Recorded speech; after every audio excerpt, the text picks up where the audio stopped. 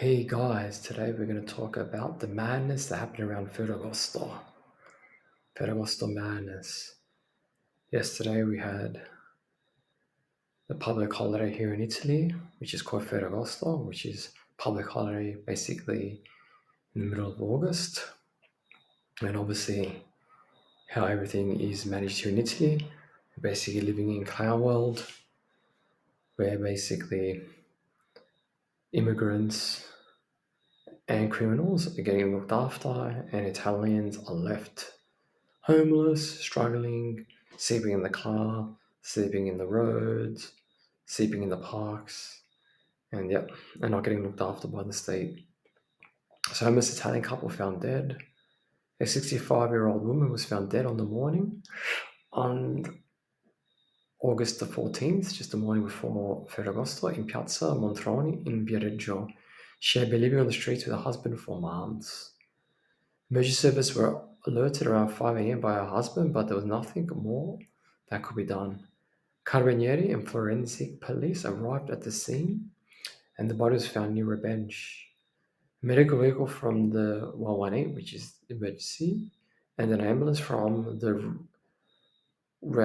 the Croce Verde, which is responded, which is like the Red Cross. But for months, the 65 woman and her husband had been living on the streets along Via Comparini. The incident had shaken local community as many residents often noticed the woman and her partner on the street.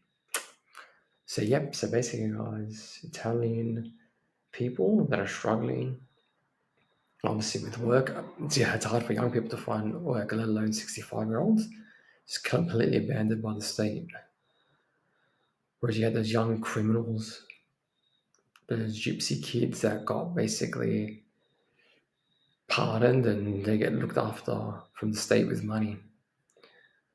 The robbery and escape with a gold necklace followed by swift investigations and arrests.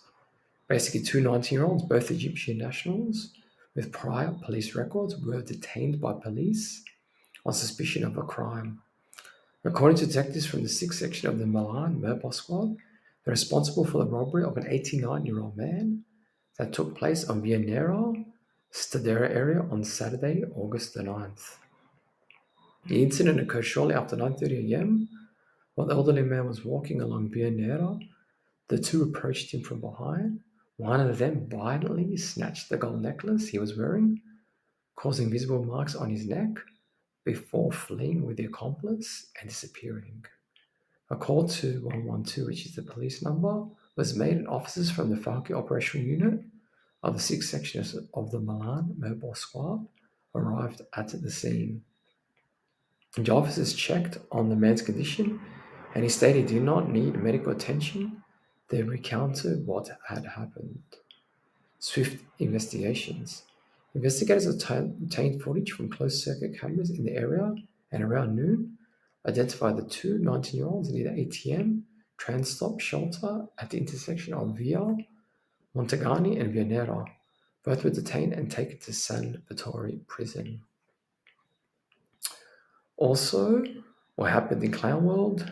55-year-old visually impaired man nearly beaten to death in Milan. 55-year-old visually impaired lawyer being attacked on a tram in Milan by two individuals of Arab ethnicity. It appears to align with a post on X from August the 14th, 2025. By the account at Crimi Immigrante, which mentions a man being beaten with kicks, punches, and a stick, and robbed by two individuals of Arab ethnicity in Milan with no one intervening. The two perpetrators, two individuals of Arab ethnicity, protected by the silence of a system that now treats Italians as second-class citizens. And the most horrific part, no one intervened. Because today in Italy, defending yourself or helping a fellow citizen under attack means risking trouble. While criminals are untouchable, victims are left alone. Milan, from economic capital to war zone. What happened is not an isolated incident. It's happening every day. Every day, multiple times a day. Different incidents like this are occurring. Some left unreported, And it's just too much to literally talk about every little thing that happens. Yet, it's another sign of a city and a country collapsing under the weight of uncontrolled immigration. Daily assaults on trams, subways, and suburbs. Italian women harassed by groups of migrants, raped, violently abused, verbally, sexually assaulted, shopkeepers extorted, elderly robbed, children, people in general that can't defend themselves, forced to grow up in fear. And while the Milanese lock themselves in their homes, the municipality continues to fund reception centers, tolerate illegal street vendors, and justify the unjustifiable. Basically, it's the traitors that we have in government that are the accomplice. The absent state criminals in control. The truth is clean. The state has abandoned its fundamental duty to protect its citizens. Powerless police, basically with hands tied behind their back by the laws that favor criminals. Lenient magistrates, ready to release within 24 hours those who assault, rape, or rob, or commit any form of heinous crimes. Complicit mayors who prefer to talk about integration instead of enforcing zero tolerance. Meanwhile, guys, Italians are left at the mercy of an invasion that is no longer humanitarian, but has become a silent war against our civilization. No more excuses, no more complacency. We demand answers now. We need an immediate halt to illegal immigration. Not one more immigrant until we regain control of our territory. Swift deportations. Those who commit crimes must be expelled within 24 hours without rights they have not earned.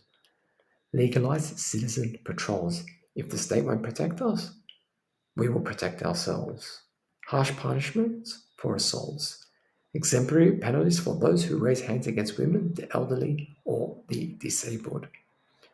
Milan, or Italy generally, no longer recognizes its children.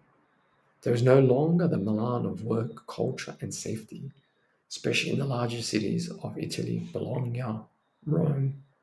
Its cities in the hands of foreign predators who know they can act with impunity.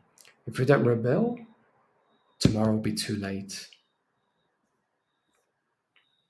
We need justice. The people of Italy want safety, and we want Italy back. Italy for its people. Also, what's happened also during the Ferragosto madness and beautifully infected legal immigrants with smallpox disembark in Salerno, Italy. Another 67 in quarantine with Ebola. None of this news was heard in the mainstream media. So basically, Salerno, Italy, August 15th, the day of Ferragosto.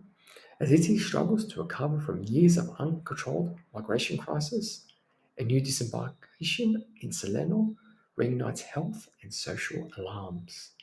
71 precious illegal migrants coming from an unidentified route and location were brought ashore yesterday in Campania port by the German NGO Sea-Watch, which is funded by yours truly, Mr. George Soros.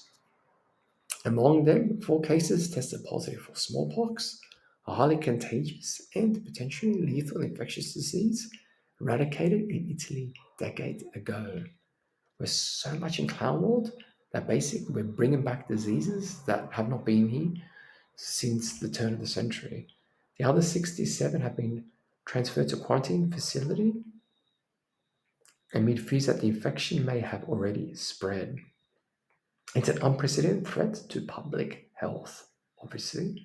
Smallpox, an extremely contagious and potentially deadly viral disease, was declared eradicated by the World Health Organization in 1980.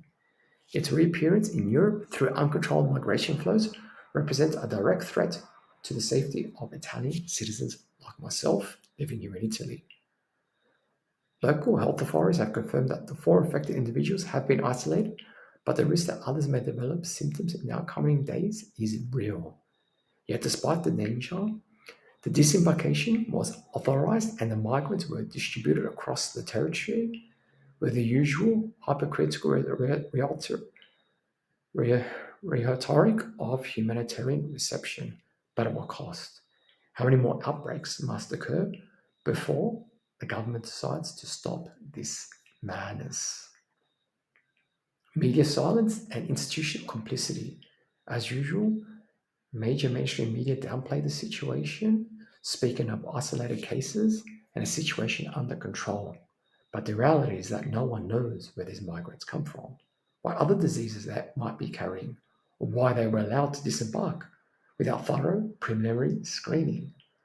While emergency quarantines are set up in Ebola, the residents of the area are left in fear. What happens if smallpox spreads to the population? How many people, how many more resources must be spent to manage an emergency that could have been prevented with strict migration policies? How many potentially innocent Italian people have to catch this disease or potentially die because of these traitorous acts from these politicians? No more uncontrolled landings. A hard line is needed now. This is no longer just a matter of public order or economic sustainability. It is an existential threat to the health of Italians, like myself, like my daughter's health, and us Italian citizens. How much more evidence is needed to understand that ports must be closed, NGO ships must be blocked, and those who enter our country illegally must be turned back without exception? As what's her name, Giorgia Meloni said, she was going to bring the naval blocking of ships. Just another traitor to the elite and EU establishment order. She does not have our best interests at heart. The government, instead of pandering to pro-reception lobbies, must immediately declare a state of health emergency and suspend all new landings. The priority must be the safety of Italian citizens, not ideological do-goodism that is leading us to collapse. Italy can no longer afford to be Europe's refugee camp. Enough is enough, and this must stop now. Like, share, and subscribe to the video, and I'll see you in the next one.